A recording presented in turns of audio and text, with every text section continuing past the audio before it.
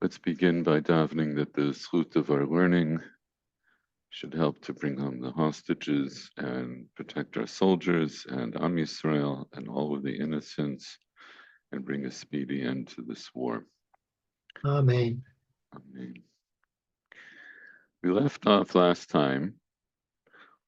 We looked at the end of the sugya, and even though the sugya itself, the main thrust of the sugya, like the headline to the sugya, was to determine the azhara for inui on Yom Kippur, and then we saw various opinions about how that would be accomplished. But the sort of the side issue that we got out of this sugya is this question of Tosefet, that we're supposed to add on some amount of time before and after Yom Kippur. And we saw different a couple of different approaches to this. So I think at the end of last week's shir, I showed you that according to the Rif, the way the Rif learns the sugya, and without going into the details of how the Rif learns the sugya, because that's still caught up in a number of questions that we raised, but let's just say the conclusion of the Rif is that this concept of Tosefet applies across the board. It applies for Yom Kippur, both for Melacha and for Inui Nefesh, and for Shabbat and Yom Tov for Melacha.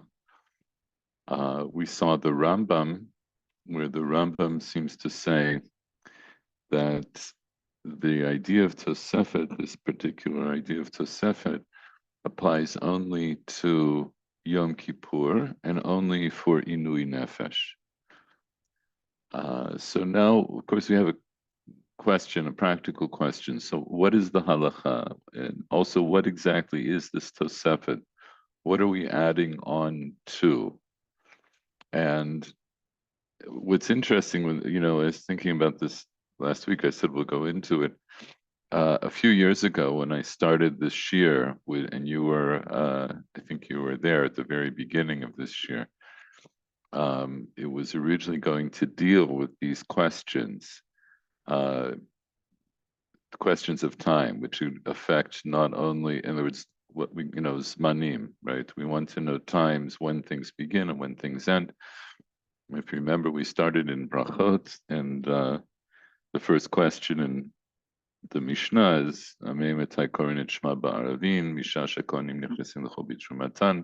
so of course, when is that, and when does that start, and when does that end, and so forth. And we did touch on some of the issues, but at some point I left it aside. I thought eventually we'll get to it. So now, a few years later, we are getting to it, and I'm the last week I've been thinking, how deep do we want to go into this? It's quite a complex issue, and our Gemara is one of the sources for this question. The main Gemara that talks about is the Gemara in Shabbat, which we're going to look at, and I think the way I'm going to approach this today, it's going to be a little bit out of order chronologically, in the sense that I think what I want to do is to start off by looking at the Ran on our Gemara. Let me change the screen.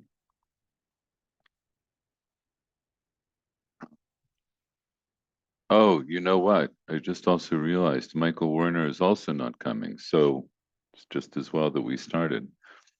I just remembered, he said there's something going on at Yakar tonight. There's, I think, a Nazkara he said, for some important person from the community. So he said he would would not be coming.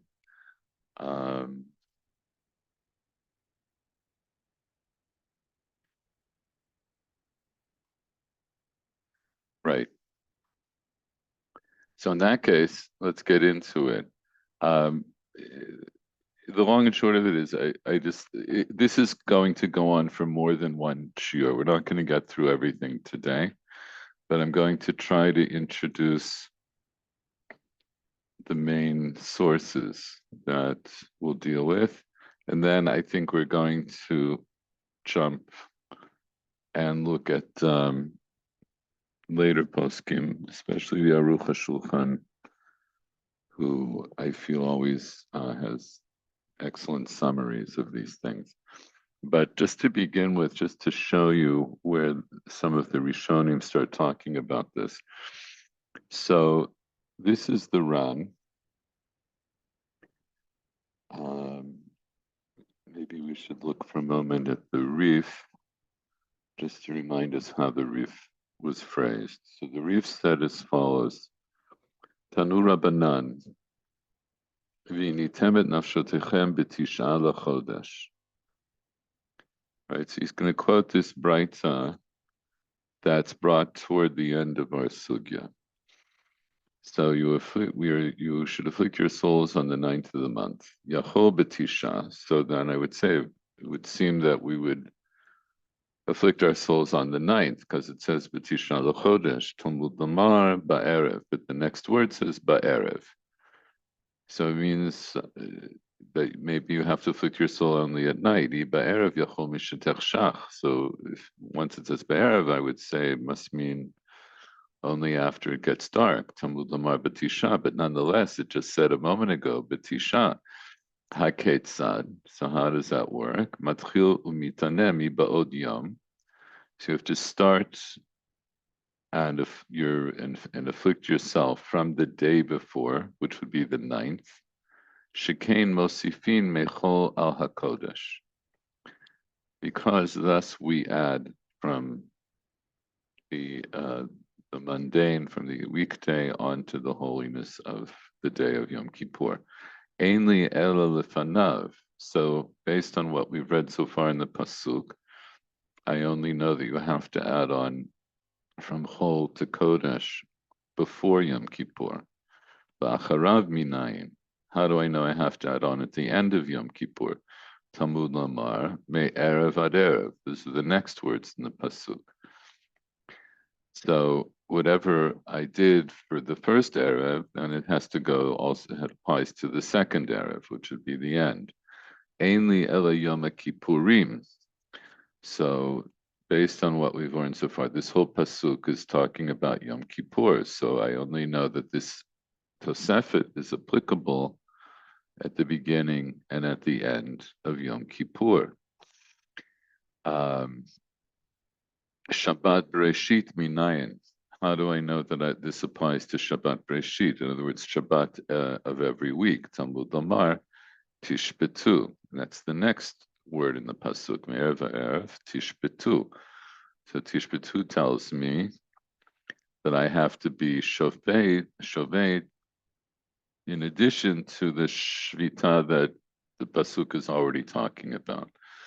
Yamim tovim minayin. How do I know that I have to be mosif chol al kodesh for yantif? Tamud lamar shabbatchem. Again, it's a ribui. It's something I didn't need, so it's adding on to tell me kol shvita shata shovet ata mosif la. Any shvita that you're shovet, right? Anytime that you are going to be observing some kind of Shabbat, some kind of Shvita, you have to add on to it, Bein milfaneh, Bein mil achareh. So there we see the Rif, right? So he says that there's a Tosefet. It starts from the pasuk of Inui, and then it adds on for Shabbos and Yantif, and even though he doesn't say, well, here we'll get to that in a second. And he goes on, Yachol Yehe Chayav Karet al HaTosefet. maybe you think you're chayav karet for this tosefet. Talmud lomar v'chol nefesh asher taseh kol melacha be'etzem hayom hazeh v'avarati b'gomer. Al etzmo shel yom anush karet, aval eino anush karet al tosefet. So because the pasuk tells me that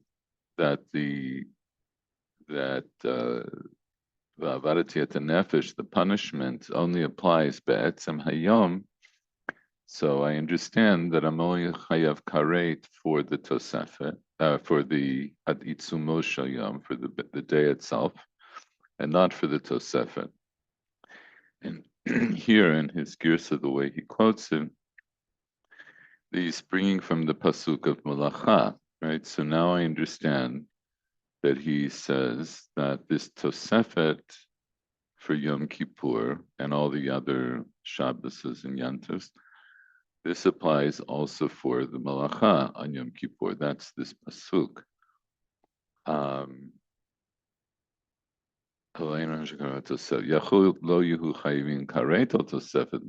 Maybe you won't be chayav karet for adding on this malacha, for this tosefet malacha. Aval yuhu chayivin karet al tosefet inui. Maybe you'll be chayav karet for if you're not mitaneh during this time of tosefet. Talmud lomar ki chol hanefesh asher lo tiuneh be'etzem hayom hazeh v'nichrata. Al etzmo shel yom chayivin karet ve'en chayivin al tosefet inui. So, what do we see? The sum total of the Rif is what we said. The Rif holds that there's Tosefet, Yom Kippur, both for Malacha and for Inui, and then for Shabbos and Yom Tov, it'll be for Malacha, right? Because there is no Inui. That's the Rif. Let's look at the Ran. So the Ran, who we looked at before, Rabbeinu Nisim, was 13th, 14th century posek, and his comments on the Rif are considered to be very essential. So let's see how he looks at this. He says, right, he quotes the Rif, "Initem es nafshosechem b'sisha, Talmud lomar Shabbatchem kol shvita she'ata shover ata mosif la bein milfana bein milachareh." Yesh li sh'ol. He says we should ask a question here. Zman tosefet zeh emat. When is this time of tosefet? Right. So he gets right to it. We want to know exactly when is this. Bod she'ashemesh dorech al haaretz yefshar. While the sun is still shining on the land, that can't be. Why? Tahatanan Parakamata Shabbat. We learn in a Braita, the first chapter of Shabbat. V'chulan Beit Hillel matirin im hashemesh. Beit Hillel is matir all of these with the sun. We'll look at that source in a moment. V'yefshar gam ken shebizman ben hashmashot. And also this, in other words, so he says it can't be already like, well, it's still really day. Because according to Beit Hillel, you're allowed to do malacha during that time. That's basically what he's saying. What is he matir? He's matir doing various malachot. 1 second. Let's jump to that. I'll show you that in a second.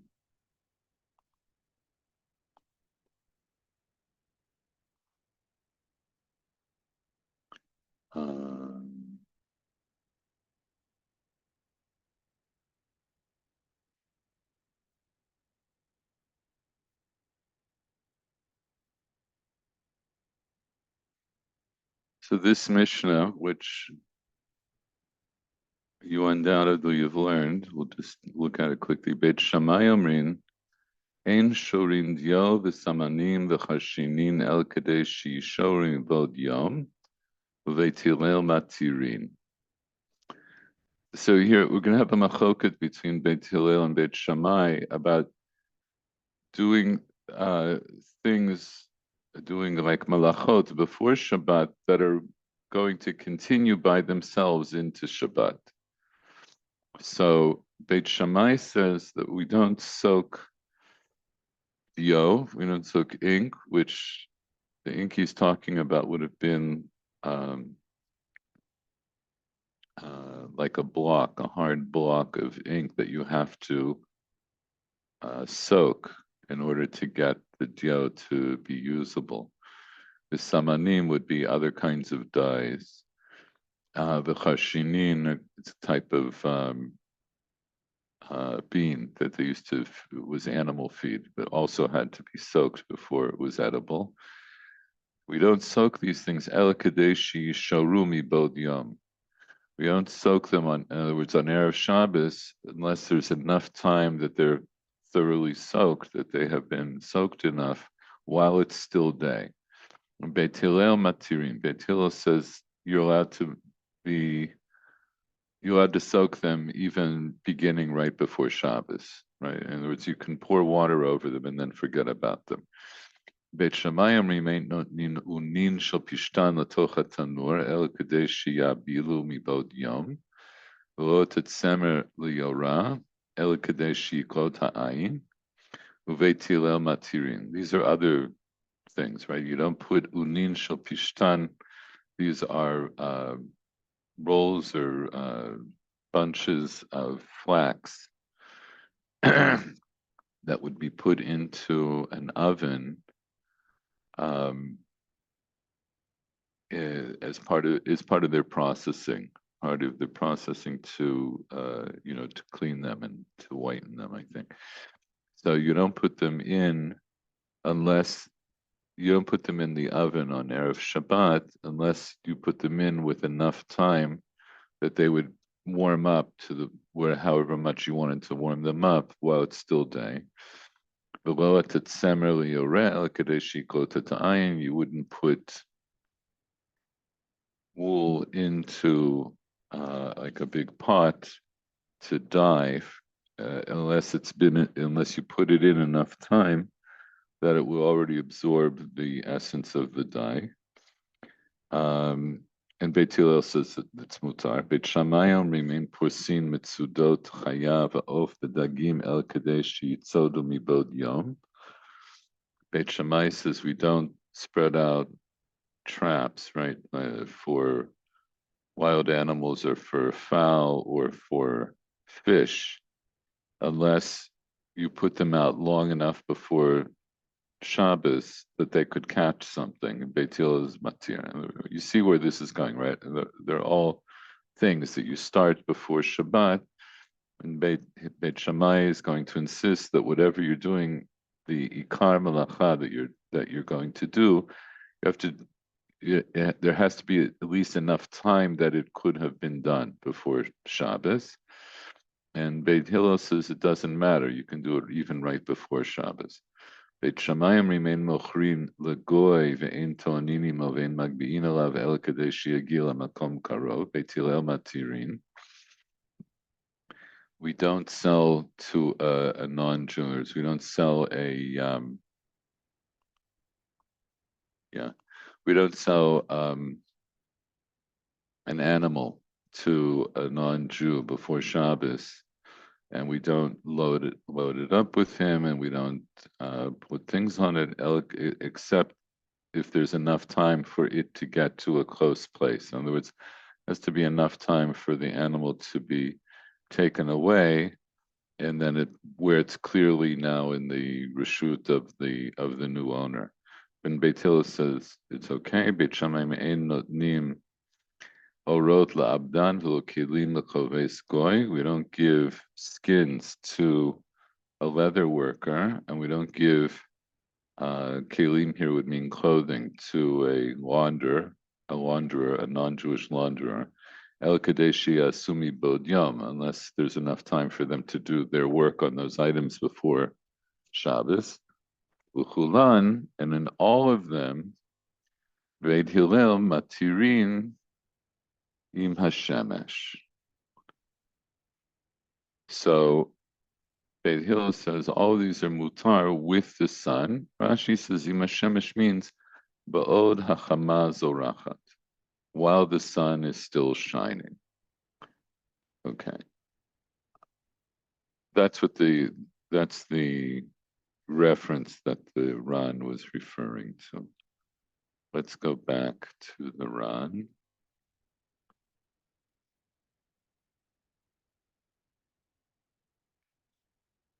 So this is what he means. So he says we have to ask about this Tosefet. When is it? You can't say that it's while the sun is still shining, that would be considered the Tosefet, because here we learn in this Mishnah in the first chapter of Shabbat, B'chulan Beit Hillel matirin im hashemesh.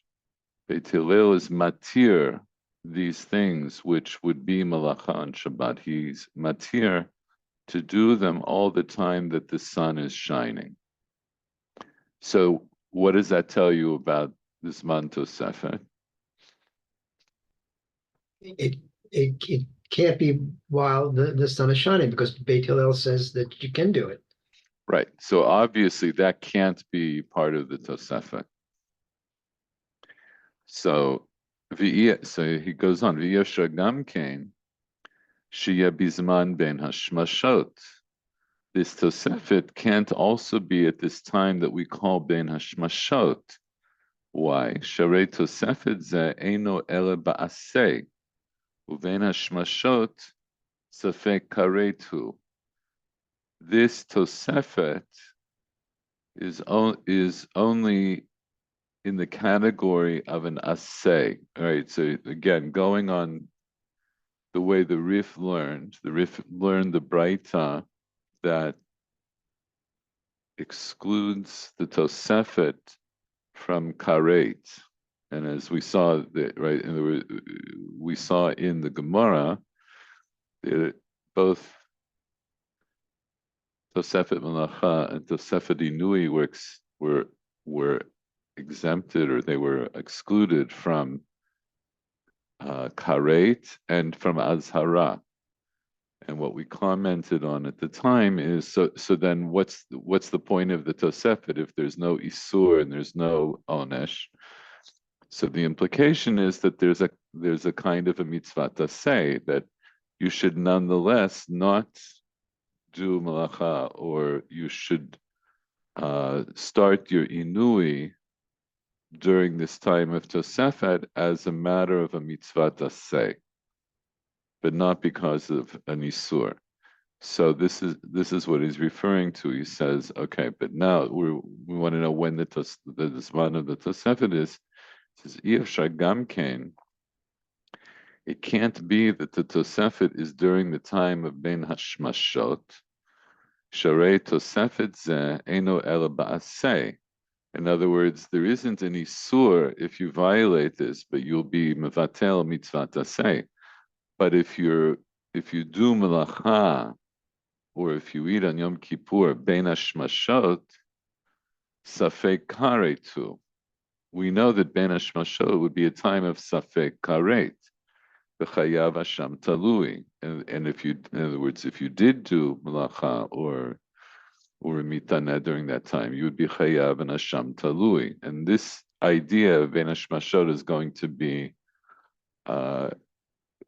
very important. It's very foundational to our ultimate understanding.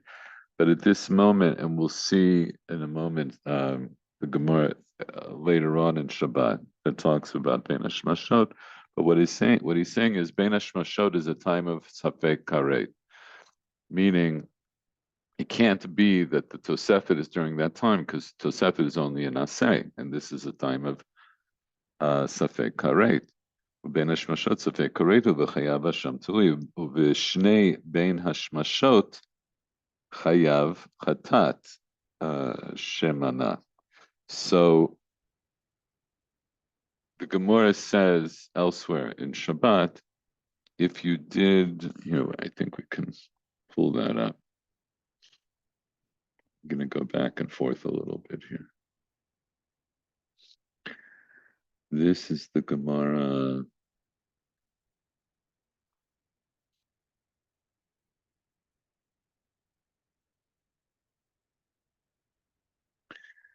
This is the Gemara in Shabbos Lamed Daled Amud Bet, and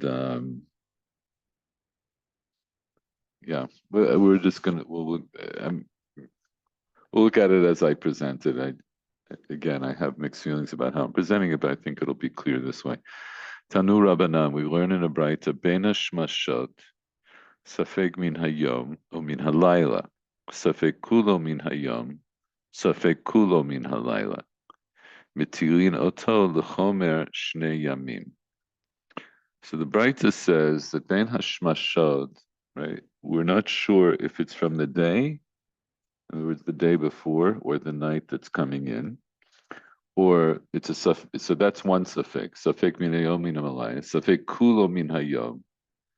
There's a doubt. Maybe the whole time, the whole expansive time of Ben Hashmashot is from the day before. Suffix kulo min halayla. Maybe that whole expansive time is actually part of the night. Mitilin oto the chomer shnei yamim. So we put it into the stringency of 2 days, which we'll talk about in a second. Ve'ezehu ben hashmashot. So what is ben hashmashot? Misha tishka hachama, from the time that the sun goes down, kol zman shepnei mizrach ma'adimin. All of the time that the eastern face is showing reddish, right? Showing red. And we'll talk about that in a moment. If the bottom of what you're seeing on the horizon, or it's the part that's closest to the horizon, if that gets dark, but the part above it, the sky above it, isn't yet dark, Bein Hashmashot. That's Bein Hashmashot. Hichsif Ha'elyon, if the top part gets dark, V'hishva Tachton, and now it's the same as the darkness at the bottom, Zehu Laila, that's night. Divrei Rabbi Yehuda. Rabbi Nechemia Omer, he gives a different K'nei Midah, different way to measure. Kedei Shehalech Adam Misha Tishka Hachama Chatzi Mil. It's enough. It's the time it takes for a person to walk a half a mil from the time that the sun goes down. Rabbi Yossi Omer, Ben Hashmashot keheref ayin, ze nichnas v'ze yotzei v'i efshar lamod alav. Right? He says, actually, Ben Hashmashot is like the blink of an eye. Rashi says, like the slow blinking of an eye, but nonetheless, it's like the blink of an eye. This comes in other words, the Shabbat comes in, V'zeh yotzei, the day before leaves, and one cannot determine it. Right? It's something that's not really possible for a human to know with precision.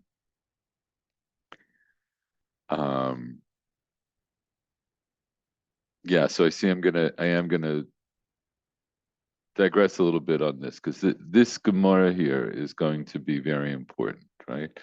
So we see already there's a problem in the Braita. It's a problem in understanding the Braita, which the Gemara is going to address. But let's just notice this, that starts out. So we have this machloket, the 3-way machloket about what is ben hashmashot.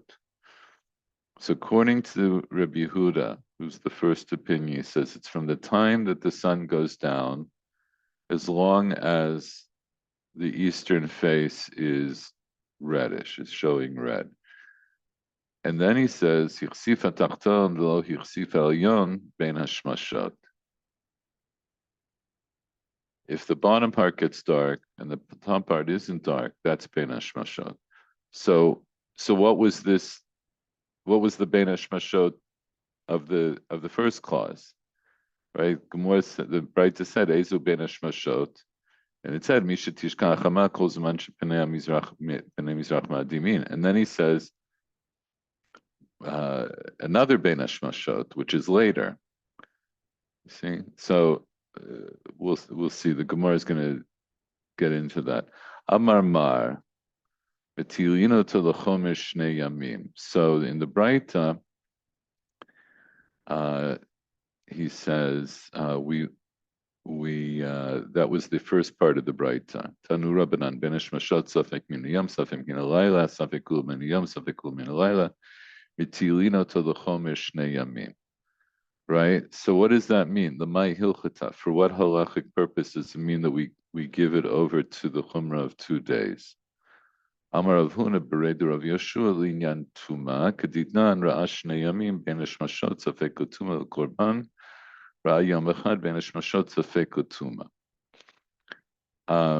Okay, so that has to do with the inyan of a zav who has to zava who has to count their days, whether that time of banish mashot counts for 1 day or for 2 days and so forth, or for the korban. So I'm going to leave that. Those are things that I think you've learned elsewhere in terms of, it's not that you can't understand them, but we're going to leave that. It's not immediately important for our discussion. Then the Gemara says, "Ha gufa kasha," but it itself in the Braita, there's a kasha, there's a contradiction.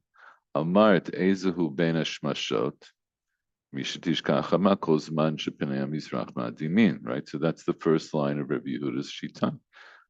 So what would that imply? Ha yichsifa tachton lo yichsifa elyon lailahu. That should imply that when it goes to the next stage, when the bottom part that's on the horizon is dark while the higher part of the sky is still light, that would imply that that's now Laila, right? If the stage before is Ben Hashmashot, so what comes after Ben Hashmashot is Laila. Ha-yichsif ha-tachton yichsif ha-elyon Lailahu. Tani, but then it goes on to learn. It calls that also Ben Hashmashot.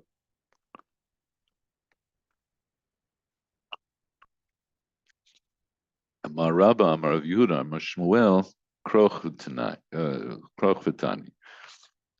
Wrap it together and learn it. In other words, we're going to learn the first 2 clauses as if it's really one clause. And as he says, Ezehu ben hashmashot. I'm going to slightly reword the way we read the Braita. What is ben hashmashot? Mishatishka hachama.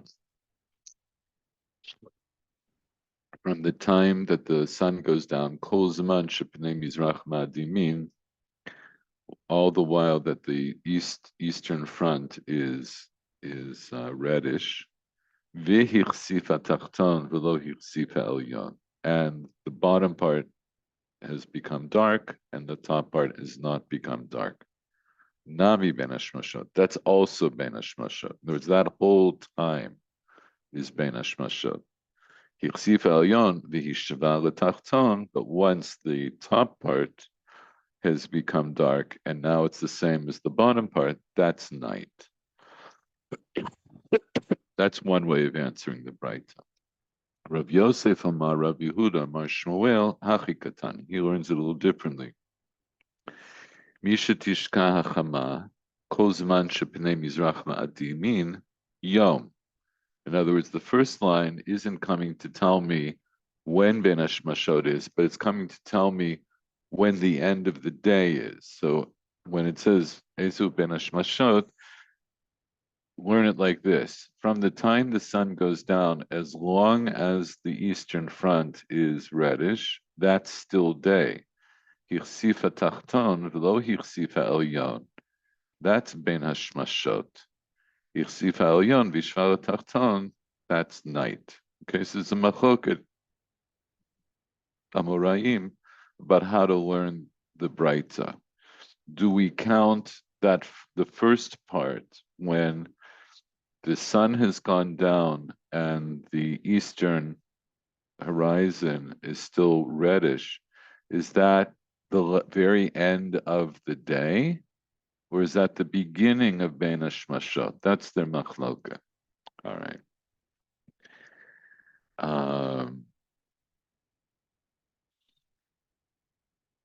Okay, I'm going to ask you to hold that in your mind, because we'll come back to this part of the Gemara later.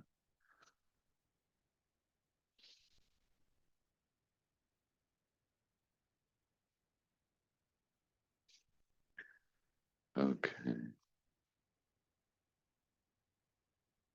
So back in the Ran is trying to figure this out. When is the Zman Tosefet?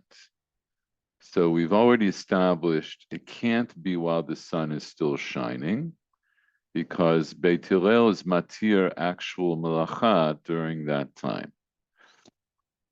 And it can't be Ben Hashmashot, because Ben Hashmashot is a Safek Karet.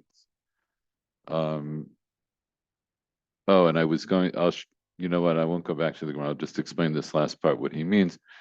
He says, Uveshnei Ben Hashmashot Chayav Chatat, means if you did a malacha Ben Hashmashot on Erev Shabbat and Ben Hashmashot on Motzei Shabbat, then Mima Nafshach you're Chayav Chatat.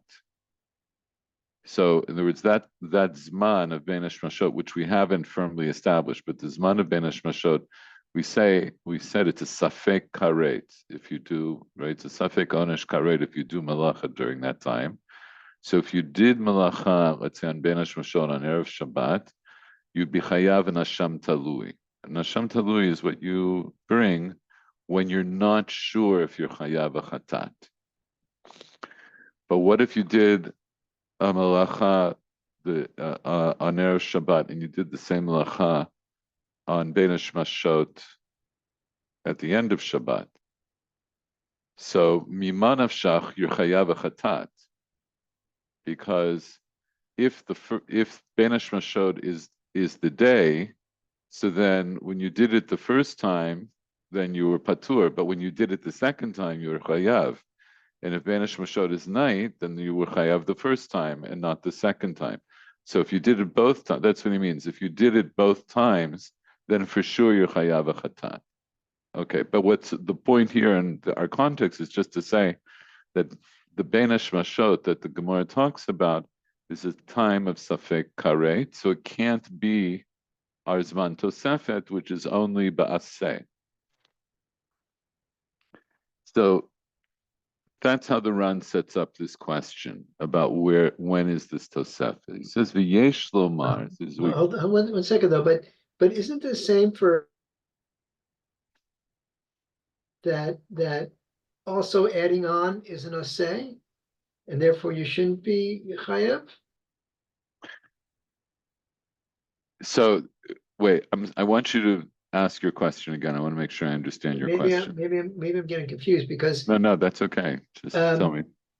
Here it's talking about Yom Kippur or no, it has to be talking about Yom Kippur, but it said here that if you this issue of karet and aseh, so the Tosefet is an aseh, it's not a lo ta'aseh, and so but it's saying that here, but because it's on the second day, the backside, you're most certainly chayav because it has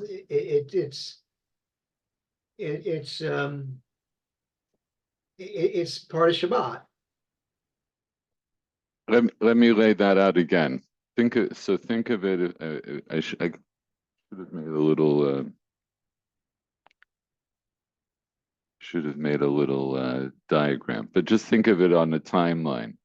So we have so far what the Ran has laid out for us, based on other sources. He says, we have an Erev Shabbat, so we have the daytime when the sun is still shining, and that at that time we know from this Mishnah in Shabbos that Malacha is mutar, so that can't be the Zman of Tosefet.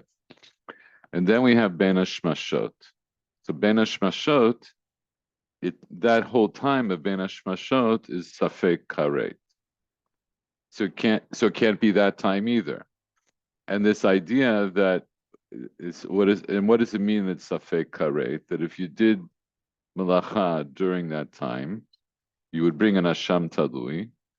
But if you did Malacha on Ben Hashmashot of Erev Shabbat and Ben Hashmashot of Motzei Shabbat, then you would bring a chatat, because even though we still don't know for sure bein hashmashot if it's day or if it's night, but if you did it on both ends, if you did malacha on both ends, so one of them would have been one of them would have been day and one of them would have been night. Just we don't know how to differentiate. Does that make sense? You see what I'm saying? Yeah, I see that, but I'm struggling with this idea. Why karet? Why because we learned that if you do No, but that's wait. So okay, why karet? Because so that's what we saw from the Gemara and Shabbos. That's what we see in the Brighton Shabbos. That Ben Mashot is a zman of safek karet, and that's exactly the Ran's question. So he says, so he wants to know, when can this Tosefet that we're talking about here in Yoma, when could it possibly be? Because it can't be Kol Zman Shemesh Zorachat, and it can't be during Ben Hashmashot. So where else could it be? There's no place for it. That's exactly the Ran's problem. Your problem is the Ran's problem. I'm a good company. See that? Exactly.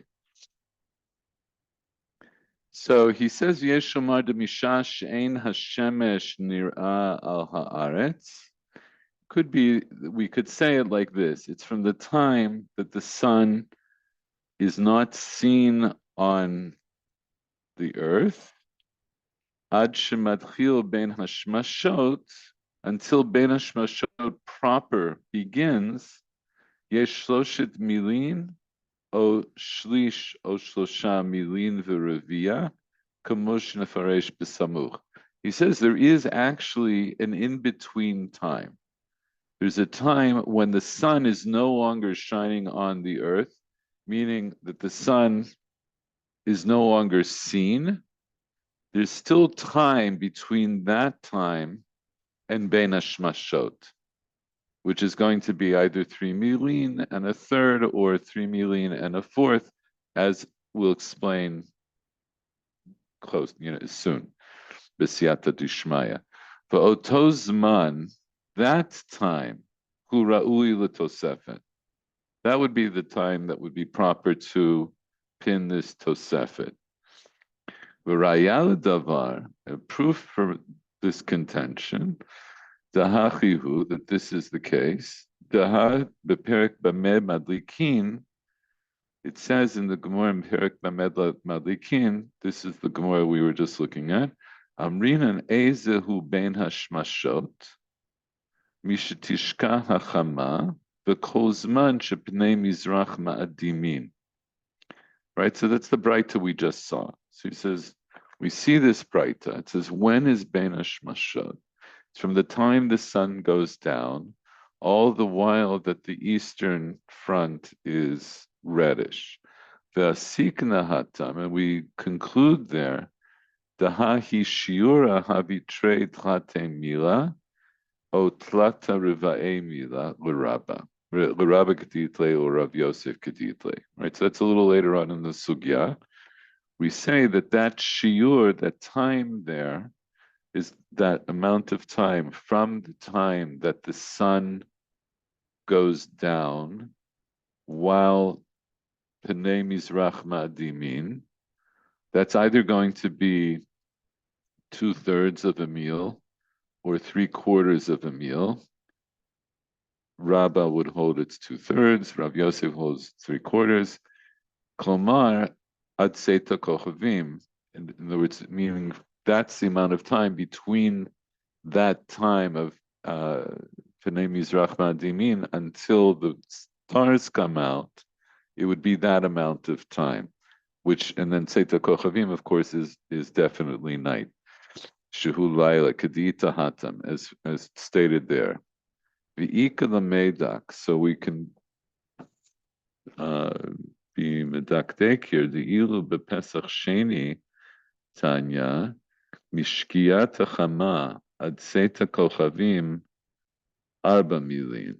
From the time that the sun goes down until the time the stars come out, that's 4 milin. Don't worry, we'll review all of these shiurim. V'tanya nami hatam, we also learn a braita there, Rabbi Yehuda Omer, Ovyosha rakia achat me'asara b'yom.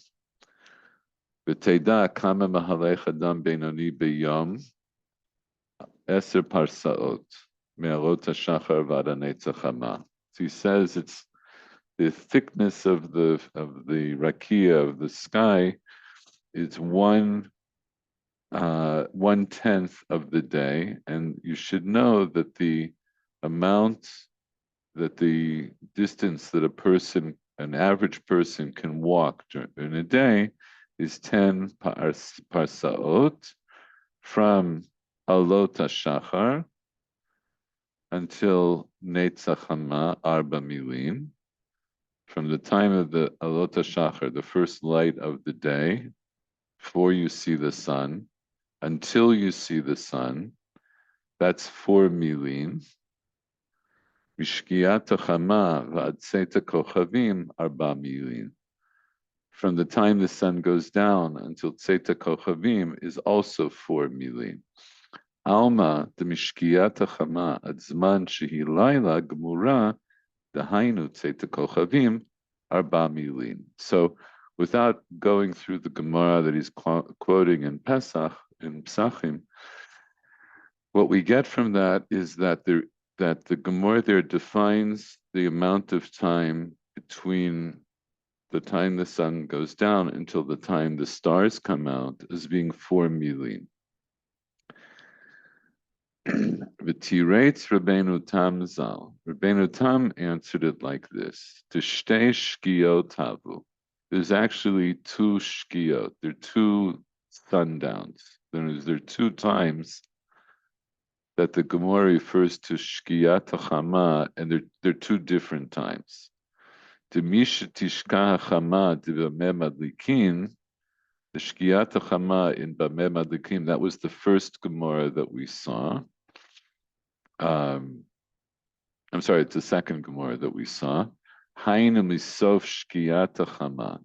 That's talking about the end of shkia, the end of sundown. Klomar, that is to say, misha'a shnishka'a berakia, vihi adayin keneged chalona. It's from the time that the sun has gone down from the sky, but it's still against its window, its opening. What does that mean?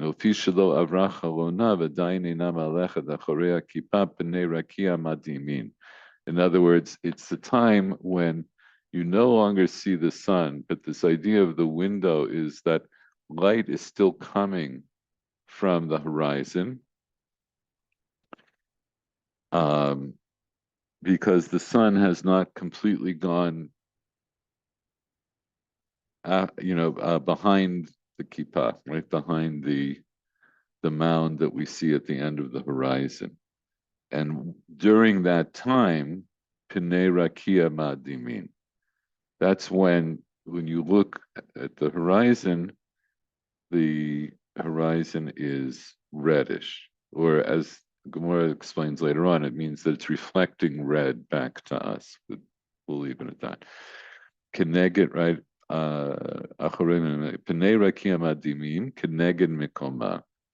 It's still shining out reddish in correspondence to its place, in correspondence to where the sun is. The shkia that's being talked about in the Gemara and Psachim, hainu mitchilat shkiat hachama. That's the beginning of shkia.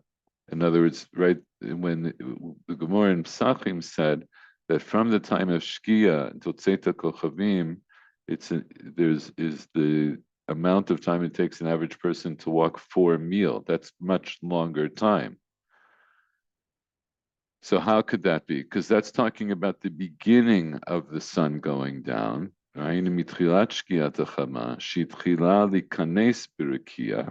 It's starting to now go into the lower part of the sky. Nimtza shemitchilat shkiyata ad zman bein hashmashot shehi sof hashkia, shoshet milin v'shlish, or shoshet milin uravia. So what will that tell us? In other words, it will tell us that from the time that Shkia begins until the beginning of Bein Hashmashot, that will be either 3 1/3 meal or 3 1/4 meal. And that's the machoket, right, between Rabba and Rav Yosef that we mentioned earlier. Oh, Paul came. Hold on a second.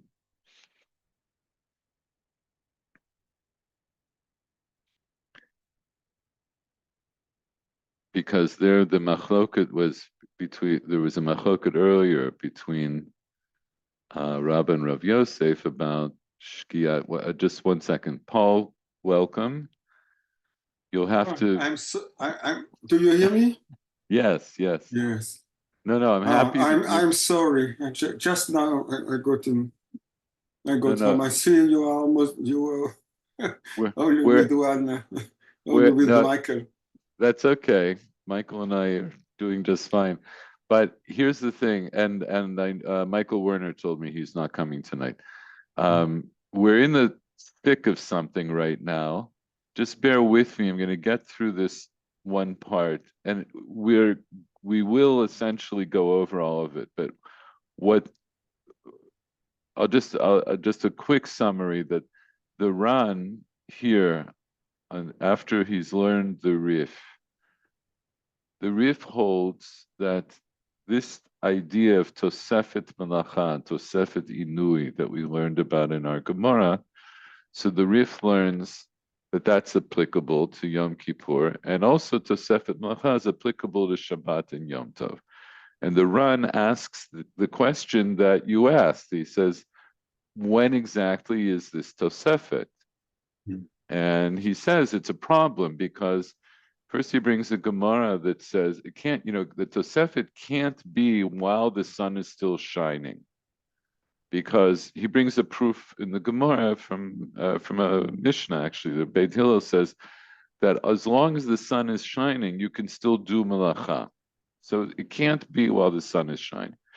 And he says, on the other hand, we have the Gemara that tells us that Bein Hashmashot, if you do malacha during Bein Hashmashot, that's a safek karet, safek chiyuv karet. And we learned earlier in this sugya about this Tosefet that if you do malacha during the time of Tosefet, you're not chayav karet, and it's not an isur lav. It's only a mitzvah taseh. So that's how he begins his question. He says, where can it possibly be? It can't be Bein Hashmashot, because that has to be later, because there's already a safek karet. And before Bein Hashmashot, the sun is still shining. And then everything is mutar. So when is this Tosefet? So I'm going to not summarize everything in between, but what he's up to is he's saying, Rabbeinu Tami answers this question by saying that when the Gemara talks about Shkiyat HaChama, it's one term that refers to two different things. There's Tchilat HaShkiya and Sof HaShkiya. So the beginning of Shkiya is going to be when the sun is starting to go down. In other words, when the sun is going to, like the bottom of the sun is going to hit the horizon. The end of Shkiya is when the sun is no longer visible, but you can still see the reddish rays of the sun. That will be the end of Shkiya, and that would be the beginning of Bein Hashmashot. So let's see this in Rabbeinu Tam. Tiretz Rabbeinu Tam Zichrono Livracha. D'shtei shkiyot havu. D'mish tishka chama d'bameh madlikin. The shkiyat chama that's mentioned in the Gemara and Shabbat in Perek Bameh Madlikin. Hainu misof shkiyat chama. That's the end of Shkiya. Klomar misha'a shenishka'a b'rekia v'yadayin keneged chalona. ולפי שלא עברה חלונה ועדיין אינה מהלכת אחורי הכיפה, פני רקיע מאדימים כנגד מקומה. So this is where the sun is coming down, but since the sun has not completely gone behind the horizon, it's still radiating this reddish color in correspondence to its place. The other Gemara that he referenced, which is in Psachim, that's talking about Tchilat Shkiyat HaChama. That's the beginning of Shkiyah. Shehitchila likanes birakia, that it's coming down. Birakia here means when it's toward where the sun is now low in the sky. It's toward the horizon. So that would be when the bottom of the sun is hitting the horizon. So then what do we see?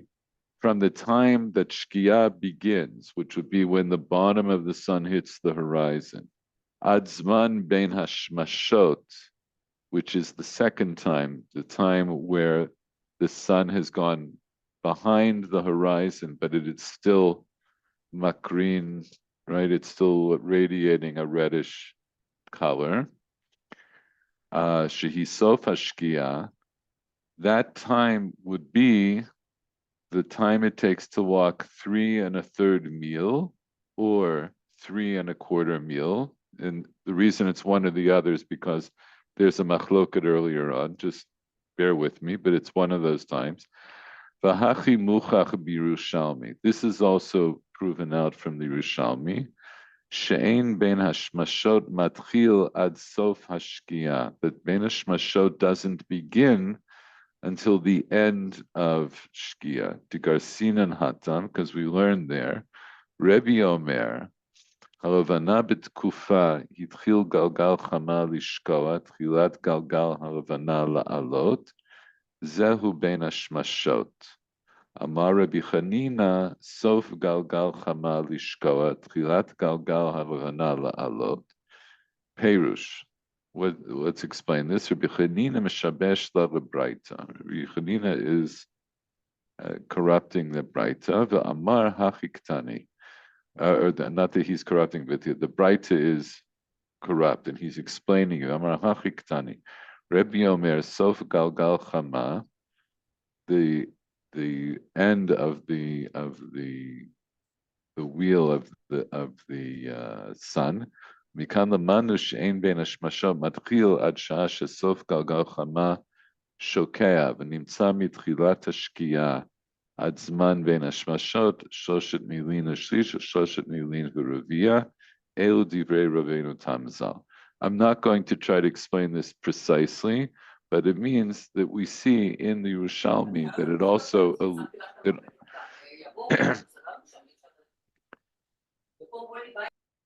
that the Yerushalmi also alludes to this idea that there's this time from the time that the sun starts to go down until the sun is completely down. I'm just going to leave it at that. This is Rabbeinu Tam. So importantly, Rabbeinu Tam introduces this idea that there's the beginning of Shkiyah and the end of Shkiyah. And so what that gains for us now is, now we know there's a time when the sun is still shining, let's say on Erev Shabbat, kol zman that the sun is clearly shining 100%. You can still do malacha, and there in the Mishnah, the chidush is you can start malacha even if that malacha is going to continue by itself on Shabbat. That's the Shita of Beit Hillel, not like Beit Shammai. And then we have this time from the time that the sun hits the horizon until the sun goes below the horizon. That's the beginning of Shkiyah and the end of Shkiyah.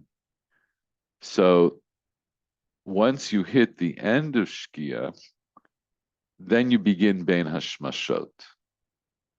So it means that there's a time in between, and during that time that's in between, the time that's in between when the sun is fully shining till the time that the sun is no longer seen, but it's not yet night, that will be that during that expanse of time, according to Rabbeinu Tam, that would be the time for the Tosefet, right? Because it's neither day and it's not Bein Hashmashot.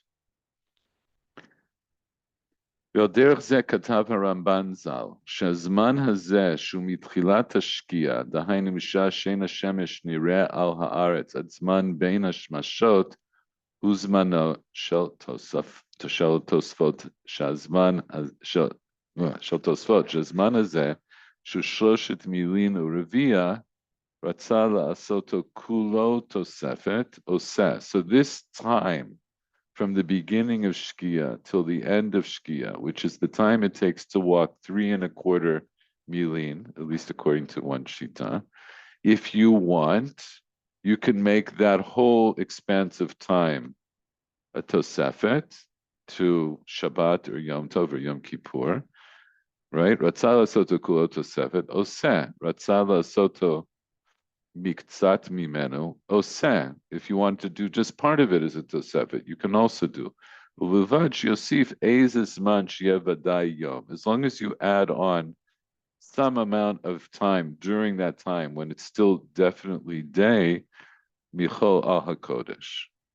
So the tosefet.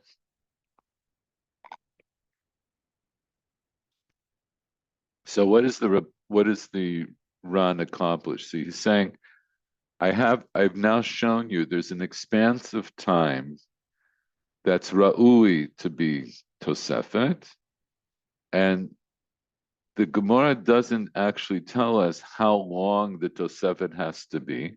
So it can either be that whole amount of time, or even the smallest part of that time. But as long as you abstain from doing malacha for at least some part of that time, then you have fulfilled this asay of being mosif chol al kodesh. So then he says, V'im tomar, tenach tosefet b'tchilato. All right, so granted, now you've explained this idea of tosefet at the beginning, before, but what are you going to say about the end? Shel? Yes. The time it takes the sun to go to disappear, yes, it's 1 minute, 2 minutes. It goes very, here in Israel it goes very quickly. In Europe it could take a long time during the summer, but here the sun disappears in a few minutes. And I don't know, the Gemara was written in Yerushalayim, in Tveria, and in Bavel, and this time is very short. I'm going to come back to your point later, but let's hold on to your question, because there's other Gemaras that go into this, and they give very explicit. They give geographic locations where they talk about this. In the Carmel and so forth, we'll see that. Not today, but we will get to it. For the moment, also in Yerushalayim, there's a Tosefet on the Tosefet. Right, that's a later thing. That's from Talmidei Hagra, and we'll get to that, because I told Michael at the beginning of the shir, what we're doing here is a kind of a quick overview. It's going to take today and I think next week, but we'll traverse some of the basic shitot, and we'll get to halacha l'maaseh. But so far, let's just, as we understand the Ran so far, what he's saying is, the Ran is saying, my question is, when is this Tosefet? It can't be during the day, it can't be during Bein Hashmashot.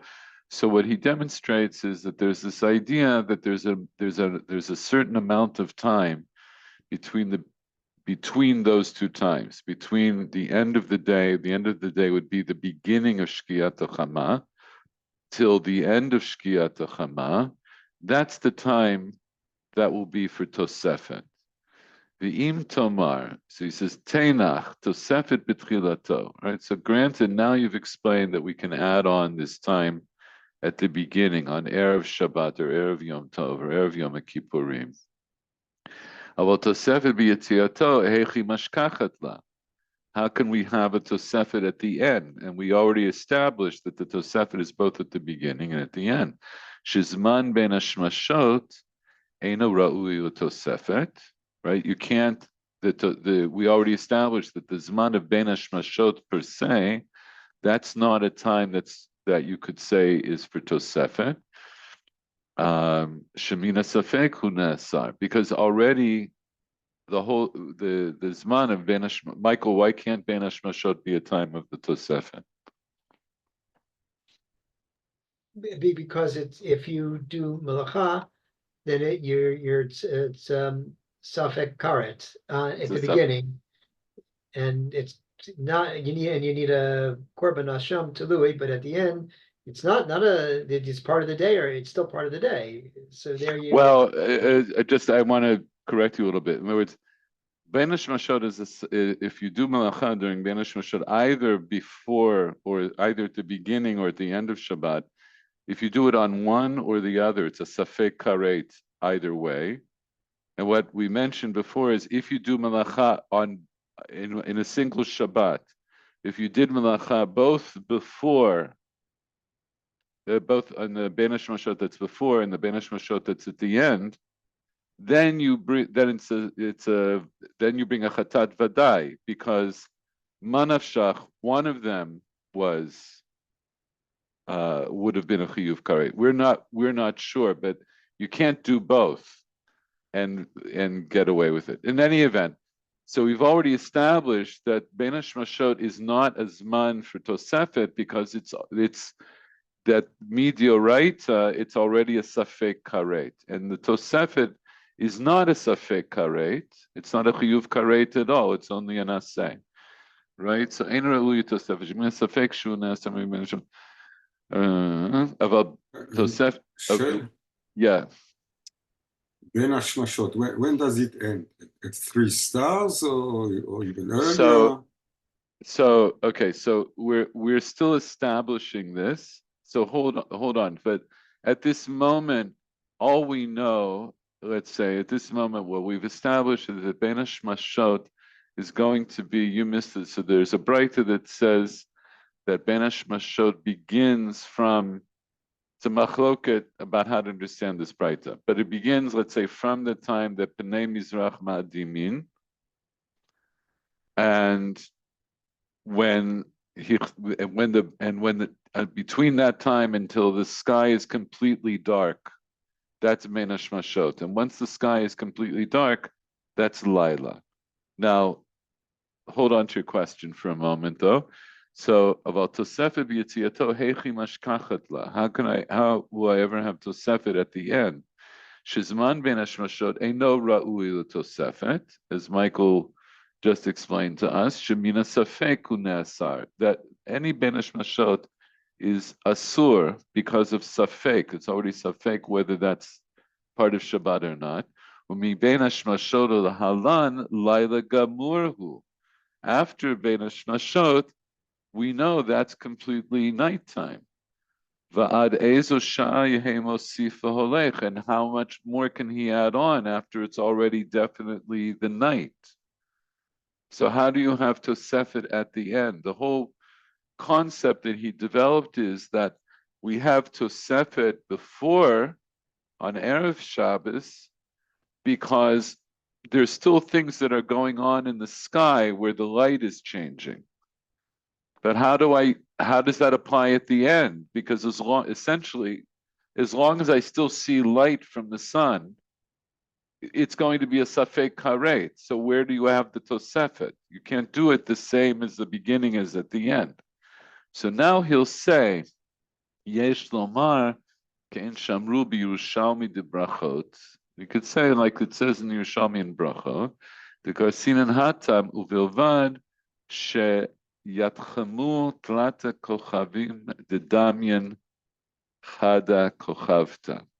What that literally means is, as long as you can see 3 stars that look as if they are like one star, klomar, meaning ritzufin b'makom echad. right? That they're close together. Hayum fuzarin, if the stars that you see are scattered, asur ba'asiyat malacha, you still can't do malacha, mishum tosefet.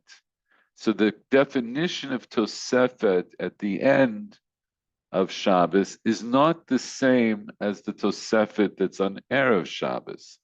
But what he's introducing from the Yerushalmi is, we know that once it gets dark and you start to see stars, there's until you can clearly see 3 stars that are close together, between the time it got dark and the time that you see 3 stars close together, that would be the time that's Ra'ui L'Tosefet. In other words, it's after Ben Hashmashot, because Ben Hashmashot ends when it's dark. Now it's dark. So how do I add on to that? So he says, I understand from the Yerushalmi that you can't consider Shabbos to be over until you see 3 stars that are close together. And he talks about it there. Okay, so we're not going to answer all of our questions today, but I did think that the Ran is a good introduction. To finish off today, like I said, we're going to skip a lot. I'm just going to show you. I'm going to skip to the Shulchan Aruch. And then next week,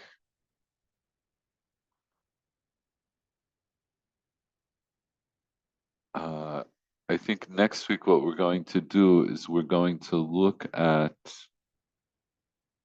the Aruch HaShulchan. Look at the Shulchan Aruch and the Aruch HaShulchan.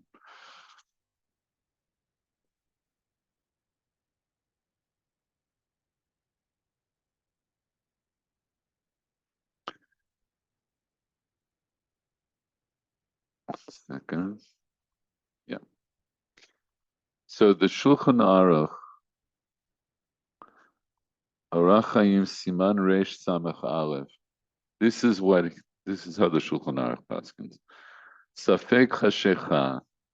So when we're not sure if it's dark, if it's completely dark, but who ben hashmashot? Safek Hashecha is ben hashmashot. And the Ramah says in parentheses, Hainu kedei shiur hiluch shloshet riva'ei mil achar shkiyat hachama. That's the time it takes to walk 3/4 of a mil. A mil, for our purposes, is roughly a kilometer, right? They're different poskim, but they're all plus minus about a kilometer. So the time it takes to walk 3/4 of a mil after Shkiyat HaChama. So the shiur mil ushlish sha'ah, the time it takes to walk a mil is 1/3 of an hour, pachot chelek shloshim. It's 1/3 of an hour minus 1/30th, which is 18 minutes.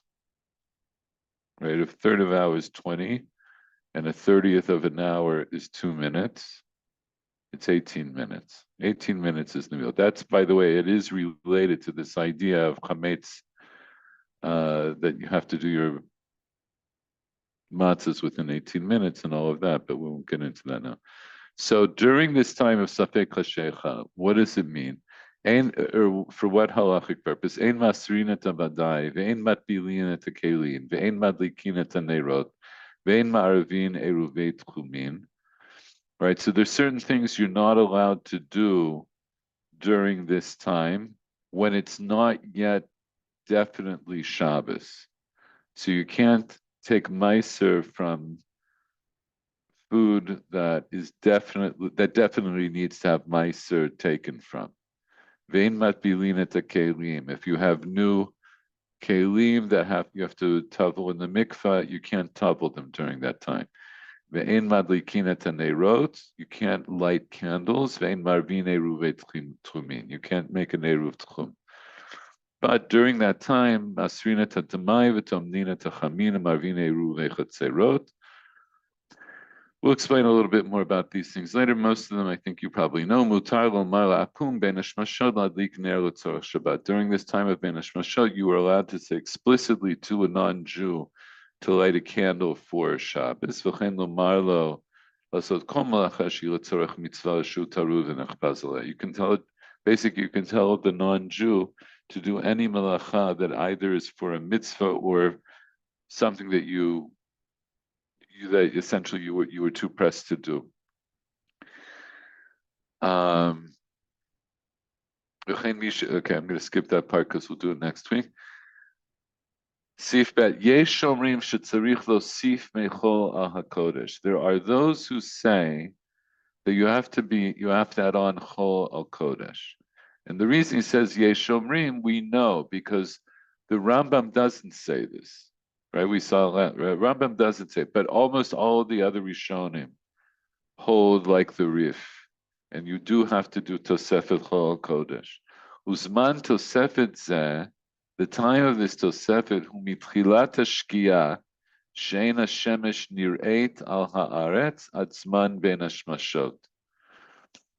This time of Tosefet is from the time of the beginning of Shkia, where the sun is no longer seen on the earth until the time of Ben Hashmashot. B'zman hazeh shehu shlosha milin v'ravia ratzah lasoto kulo tosefet oseh, ratzah lasoto לעשות ממנו מקצת עושה, ובלבד שיוסיף איזה זמן שיהיה ודאי יום מכל על הקודש. Basically what we saw from the Rad, from the Rabbeinu Tam. B'shiur zman ben hashmashot, this time of ben hashmashot, hu gimel revi'ei mil, shehem malach 1,500, the tafkuf amot kodem halayla. All right. We will discuss all this next week. And I think that's enough for now. And yeah, so thank you everybody for coming, and Bezrat Hashem, I'll see you next week. Thank you. Good night or good afternoon. Good night to you. Bye-bye.